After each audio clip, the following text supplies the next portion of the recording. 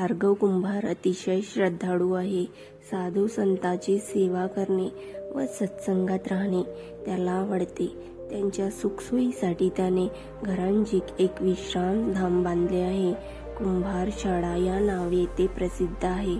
या ठिकाणी यात्रेकरू साधू संन्यासी 1-2 दिवस राहतात.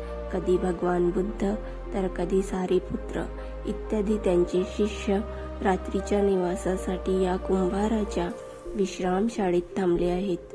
आज देखील भगवान बुद्ध सूर्यास्तानंतर या कुंभाराकडे आले आहेत आणि त्याला विचारत आहेत, भार्गव कुंभार, मी तुझ्या विश्रामशाळेत आजची रात्र राहू का? तुला त्रास नाही ना होणार? भगवान कुंभार शाळेत गेले. पाहिले तो फाटकी भगवी वस्त्रे परिधान करून एक श्रमण बसला आहे. घोर वर्ण, उन्नत भाल प्रदेश, विशाल नेत्र, लांब सरळ नाक, डोक्याचे दाढी मिशांचे कापलेले केस, 2-2 बोटे वाढलेले, योयाप्रमाणे भरदार उंच छाती, बडकट सुकटीत हातपाय, सारे भव्य दिव्य व्यक्तिमत्व आहे. भगवान त्याच्याकडे पाहून हसतात व विचारतात, भिक्षू, या दालनात मी तुमच्या संभेत एक रात्र घालवू का? तुम्हाला त्रास नाही ना होणार? नाही म्हणते भगवान, ही तर माझ्या असीम पुण्य लाभाचीच गोष्ट आहे. कुंभार शाळेचे दालन फार मोठे आहे. त्यात एकाच वेळी अनेक लोक आराम करू शकतात. परंतु आत्ताच काही वेळापूर्वी मी एका श्रमणाला तिथे राहण्याची अनुमती दिली आहे. त्याला विचारावे, त्याची हरकत नसेल तर भगवानांनी सुखाने राहावे. नाही आयुष्यमान, जरा देखील नाही. कुंभार शाळेचे हे दालन फार मोठे आहे. मोठ्या आनंदाने इथे रात्र घालवा. मला फक्त मांडी घालून बसण्यापुरती जागा हवी आहे. तुम्ही खुशाल राहा. तृणासन म्हणजेच चटई पसरून भगवान एका बाजूला बसले आणि ध्यानमग्न झाले. पूर्वी आलेला भिक्षू ही ध्यान साधनेस बसला आणि लवकरच 4था ध्यान समाप्तीमध्ये समाधीस्थ झाला. आकाशात चांदणे पसरले होते. पृथ्वीच्या प्रांगणात चांदण्याची बरसात होत होती. उघड्या खिडकीतून चांदणे दालनातही पसरत होते. भगवान बुद्ध व भिक्षू दोघांनाही चंद्र किरणांचा स्पर्श होत होता. भगवान तर स्वतः बोधी रश्मीने प्रभास्वर होतेच. भिक्षूंचा चेहरा देखील ध्यान समाप्तीच्या प्रभेने उज्ज्वल दिसत होता. चंद्रांचे पांढरे शुभ्र चांदणे त्या दोघांच्या चेहऱ्यांना अधिक उजाळा देत होते. भिक्षू बराच वेळ निश्चल अधिष्ठानात बसून राहिला. 3ऱ्या प्रहारात त्याने डोळे उघडले. भगवानांनी त्याच्याकडे पाहिले आणि स्मित केले. त्यांनी विचारले, भिक्षू, तू कोणाच्या आश्रयाने गृहत्यागी झाला आहेस?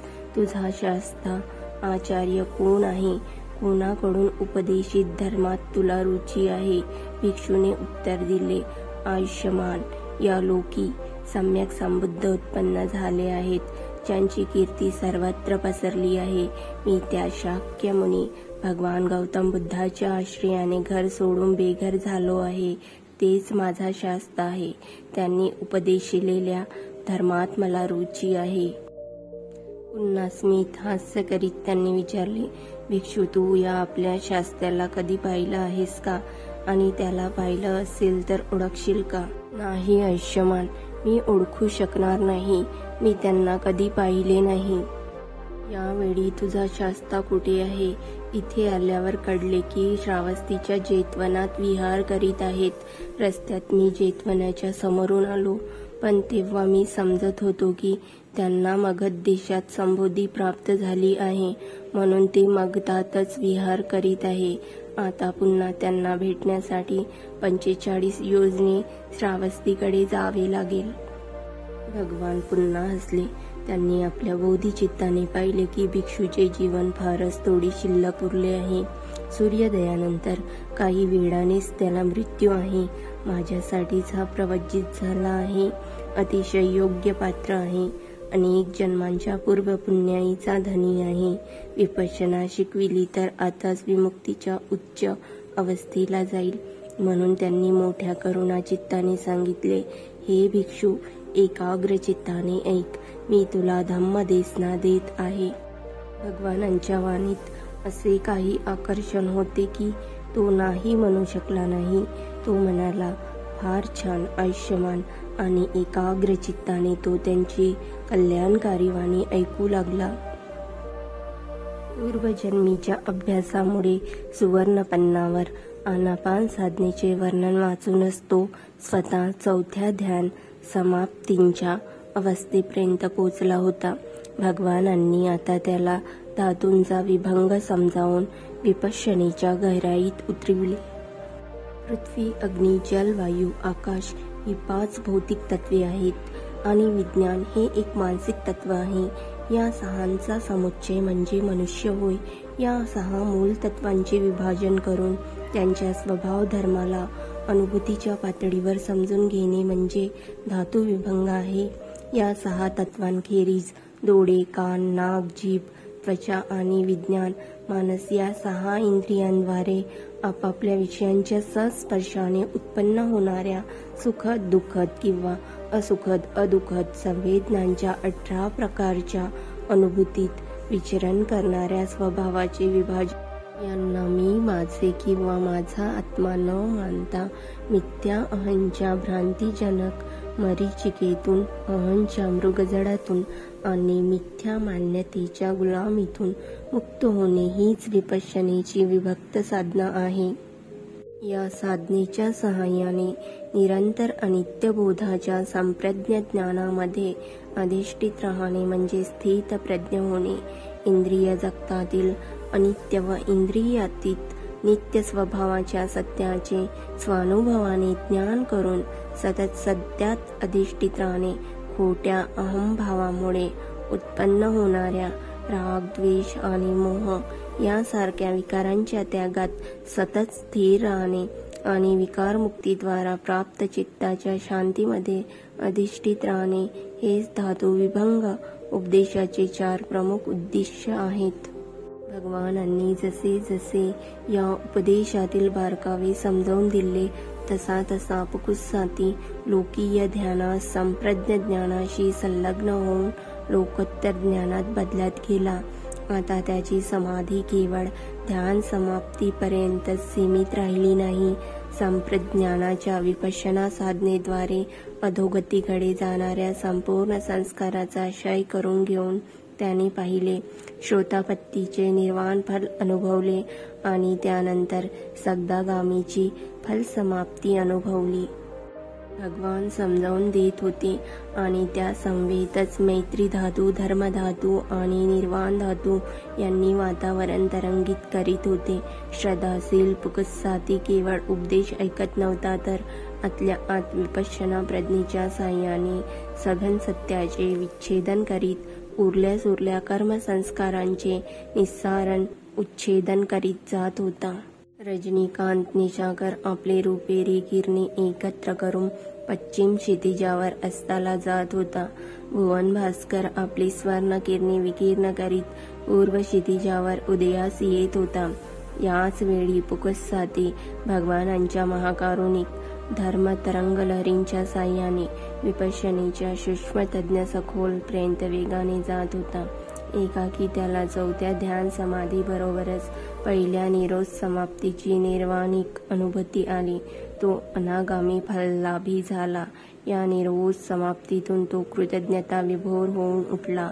असली मुक्तिदायिनी विपश्यना भगवान बुद्धांव्यतिरिक्त आणखी कोणी शिकवू शकणार नाही. अवश्य हे भगवान बुद्धच आहेत हे विचार मनात येताच त्याच्या तोंडून भावपूर्ण आनंददार बाहेर पडले. हो, मला माझ्या शास्त्राची प्राप्ती झाली, सुगत मिळाले, सम्यक संबुद्ध मिळाले असे म्हणत पुकुस्सातीने आपले डोके भगवानांच्या पायी ठेवले. नंतर उजवे उत्तरासंग म्हणजे अंगावरील वस्त्र डाव्या खांद्यावर घेतले. हा त्या काळातील सन्मानदर्शक रिवाज होता व हात जोडून म्हणाला, भगवान बनते, नकळत माझ्याकडून फार मोठा अपराध झाला. मी माझ्या अज्ञान अवस्थेत, मूढावस्थेत आपल्याला ओळखू शकलो नाही, म्हणून आपल्याला आयुष्यमान संबोधन वापरले आणि अत्यंत कुशल काम केले.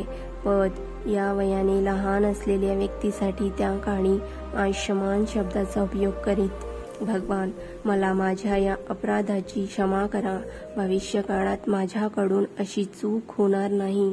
भिक्षू नकळत झालेली आपली चूक तू स्वीकारली आहेस, तिचा योग्य प्रतिकार केला आहेस.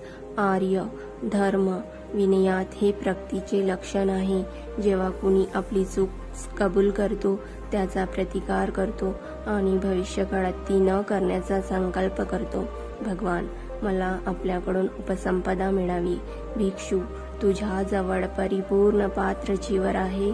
नाही बनते, परिपूर्ण नाही आहे. भिक्षू, अपूर्ण पात्र चिवर असणाऱ्याला तथागत उपसंपदा देत नाही. तेव्हा आयुष्यमान पुकुस्सातीने भगवानांच्या वचनाचे अभिनंदन केले. आपल्या आसनावरून उठून अभिवादन केले. प्रदक्षिणा घालून पात्र व चिवर यांच्या शोधासाठी नगराकडे निघाला. सूर्योदय होताच नगराचा दरवाजा उघडला. नगरातील काही नागरिक आणि भिक्षू बाहेर आले. तो भार्गव कुंभाराच्या अतिथीशाळेत अकस्मात भगवान बुद्ध बसलेले पाहिले. त्यांनी भगवानांना सादर अभिवादन केले. काही लोक धावत पडतच बिंबिसाराकडे गेले. तो देखील तत्काळ भगवानांच्या सेवेसाठी आला. भगवानांना पंचांग प्रणाम करून भार्गव कुंभाराच्या अतिथी शाळेत बसला. एवढ्यात बातमी आली की पात्र चिवराच्या शोधार्थ बाहेर पडलेला एक भिक्षू अपघातात मरण पावला आहे. भगवान म्हणाले की ती व्यक्ती गंधार नरेश पुकुस्साती होती. आपल्या मित्राचा धर्मसंदेश मिळाल्यामुळे राज्य सोडून प्रव्रजित होण्यासाठी तो मगध देशात आला होता.